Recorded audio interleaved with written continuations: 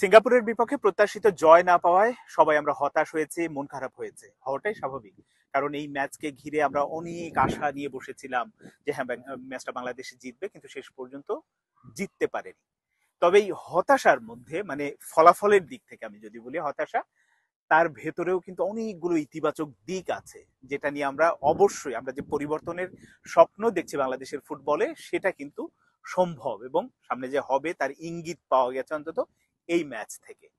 প্রথম যে বিষয়টা আমার অসাধারণ লেগেছে, অভাবনীয় লেগেছে, আসলে এটা এতটা প্রত্যাশা করিনি, সেটাই হয়েছে যে ম্যাচ শেষে বাংলাদেশ হেরে গেছে, তারপরেও দর্শকরা কিন্তু বাংলাদেশ বাংলাদেশ চিৎকার করে, মানে হারলেও বাংলাদেশ, জিতলেও বাংলাদেশ, এই যে ব্যাপারটা, এই যে সমর্থন দেওয়া, এইটাই বোধহয় বাংলাদেশের ফুটবলে দরকার ছিল এবং সেটা পেয়েছে এই ম্যাচ থেকে।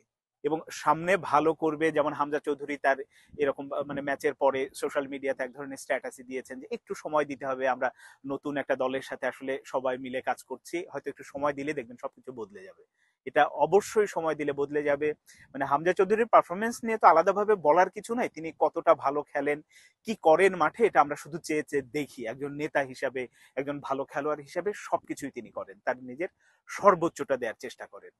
সামিত সোম, তিনি কি ক্লাসের সেটা তিনি বুঝিয়ে দিয়েছেন প্রথম ম্যাচেই, অসাধারণ কিছু থ্রু বল বাড়িয়েছে। শুধুমাত্র একজন আমরা মানে একেবারে জেনুইন স্ট্রাইকারের অভাবে, যিনি যার পা থেকে গোলটা আসতে পারে, এই রকম একজন খেলোয়াড়ের অভাবে এই ম্যাচটা আমরা হেরেছি, জিততে পারিনি। আবার ড্রও করতে পারতাম, জিততেও পারতাম, মানে এরকম যে লড়াকু যে মানসিকতাটা, বিশেষ করে সেকেন্ড হাফে, এটা অতুলনীয়, সত্যি অসাধারণ। মানে এই মানসিকতাটাই সবাই দেখতে চায়, ম্যাচ হারুক কিন্তু আমরা হারার আগেই যেন হেরে না যাই, সেই ব্যাপারটা কিন্তু এখান থেকে এসেছে। এখন এএফসি এশিয়ান কাপ বাছাই পর্বের পরের ম্যাচটা বাংলাদেশের অক্টোবরে, হাতে সময় আছে।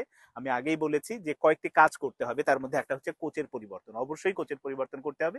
এর সঙ্গে সঙ্গে কিউবা মিচেলের যেহেতু প্রসেসটা মোটামুটি শেষ হয়ে গেছে, এখন কিউবা মিচেলের খেলাতে আর কোনো বাধা নেই। কিউবা মিচেল যেন পরবর্তী মানে ন্যাশনাল টিমের যে ম্যাচ, ওই ম্যাচে অবশ্যই কিউবা মিচেলকে রাখা হয়, সঙ্গে আরো একজন খেলোয়াড়কে অবশ্যই যেন ডাকা হয়, সেটা অনূর্ধ্ব 23-এর বোধহয় সেপ্টেম্বরে যে এফসি এশিয়ান কাপ বাছাই পর্বের ম্যাচ আছে 23-এর, ওখানে যেন তাকে ডাকা হয়। আরহাম, অস্ট্রেলিয়া প্রবাসী, অনূর্ধ্ব 17-তে এর আগে খেলেছে।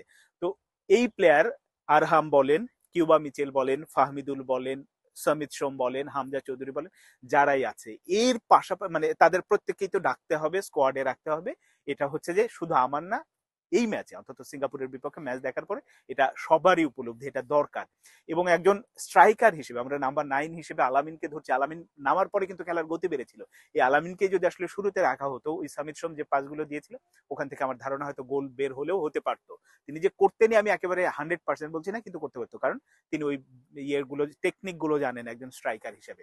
আর লোকাল স্ট্রাইকার যারা আছে তাদের নিয়ে তো আলাদাভাবে কাজ করতেই হবে। আলাদাভাবে যদি কোনো কি বলবো যে প্রশিক্ষণের ব্যবস্থা আলাদা কিছু করতে হয়, এটা যে কোচ বা ফুটবল ফেডারেশনের যারা ন্যাশনাল টিমস কমিটিতে আছেন, তারা সেই সিদ্ধান্তটা নেবেন।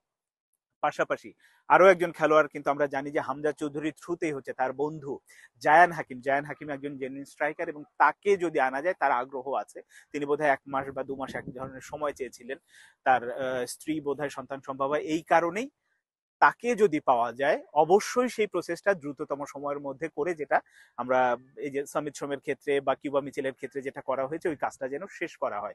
আমাদের আসলেই একজন জেনুইন স্ট্রাইকার দরকার, সেটা যদি আমরা বংশোদ্ভূত কাউকে পেয়ে যাই, আবার এই যে জুনে তো ট্রায়াল আছে এই মাসে, সেখান থেকেও যদি আসলে কাউকে পাওয়া যায়, সেটা বাংলাদেশের জন্য অনেক ভালো হবে। এই জন্য স্বপ্ন দেখার অনেকগুলো কারণ আছে, শুধুমাত্র হেরেছি বলে আসলে হতাশ হয়ে যাওয়ার মানে কোনো কারণ নেই।